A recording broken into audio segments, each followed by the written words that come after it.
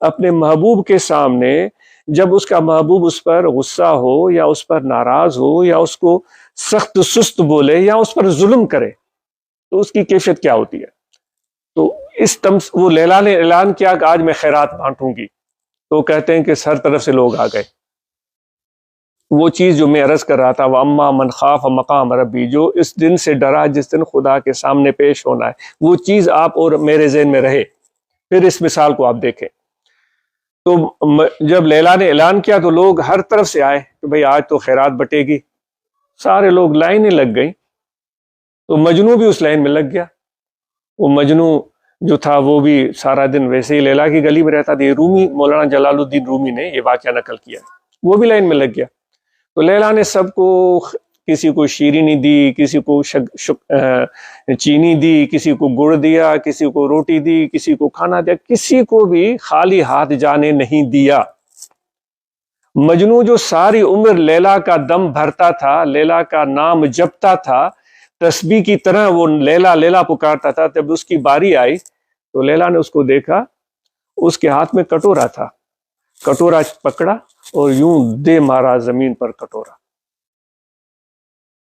تو لوگ حیران رہ گئے کہ یہ تو اس سے محبت کرنے والا ہے، ہم تو کھانے کے چکر میں آئے ہیں، ہم تو لیلا سے کوئی پیار کرتے نہیں، جو پیار کرتا ہے اس کو کٹورا اس کے ہاتھ سے چھین کر زمین پر دے مارا۔ لوگ مجنو پر ہنسنے لگے اور مجنو رقص کرنے لگا، مجنو رقص کرنے لگا۔ لوگوں نے کہا مجنو واقعی تو پاگل ہے، لوگوں کو خیرات ملی ہے اور تجھے تو تکلیف ملی ہے، تیری تو بے عزتی ہوئی ہے۔ مجنو نے کہا کہ تمہیں کیا پتا کہ جو محبوب کا رشتہ ہوتا ہے اس کی نزاکتیں کیا ہوتی ہیں؟ یہ ناراضگی نہیں ہے، یہ ناز ہے۔ یہ ناز اس سے کیا جاتا ہے جو ناز اٹھائے۔ جو کھانے کے چکر میں آئے تھے، میں کہہ رہا ہوں، یہ رومی نے نہیں کہا، جو کھانے کے چکر میں آئے تھے، اگر اس کا وہ کٹورا پھینکتی تو وہ اس سے لڑ پڑتے نا، اس سے غصہ کرتے، میں بلایا پھر تم نے کٹورا پھینک دیا۔ وہ مجنو نے وہ کٹورے کے چھین کر پھینکنے کی وجہ سے بجائے ناراض ہونے کے وہ رقص کر رہا تھا۔